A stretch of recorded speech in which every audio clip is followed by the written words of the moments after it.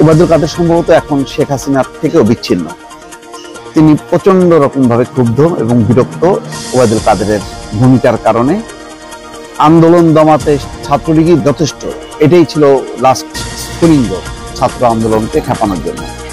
সম্প্রতি বাংলাদেশের রাজনৈতিক পরিস্থিতি নিয়ে ইউটিউব চ্যানেল ভয়েস বাংলাতে একটি ভিডিও প্রকাশ করেছেন মুস্তফা ফিরোজ।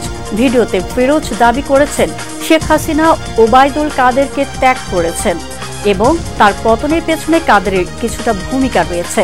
মুস্তফা ফিরোজ বলেন, ওবায়দুল কাদের এখন সম্ভবত শেখ হাসিনার থেকেও বিচ্ছিন্ন। আন্দোলন থামাতে ছাত্রলীগই যথেষ্ট ছিল, এটা ছিল তার শেষ বক্তব্য। তার এই উস্কানিমূলক বক্তব্য ছাত্রদের ক্ষুব্ধ করেছে এবং এতে তার জনপ্রিয়তা কমেছে।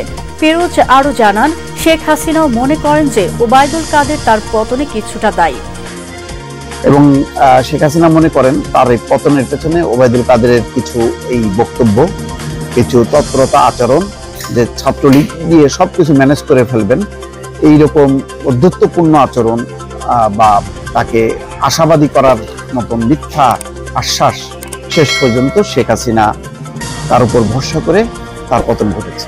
ওবায়দুল কাদেরের শারীরিক অবস্থা নিয়ে ফিরোজ দাবি করেছেন তাকে বিশেষভাবে ভারতে চিকিৎসার জন্য নেওয়া হয়েছিল। প্রথমে তিনি মেঘালয়ের শিলং, তারপর কলকাতা হয়ে দিল্লিতে গিয়েছিলেন। যদিও তার অবস্থান নিয়ে কিছুটা কনফিউশন রয়ে গেছে, তবে এটি নিশ্চিত যে ৮ নভেম্বর তিনি কলকাতায় পৌঁছেছেন। তার আগের ৯৫ দিন তিনি কোথায় ছিলেন, কিভাবে ছিলেন তা সঠিকভাবে জানা নাই।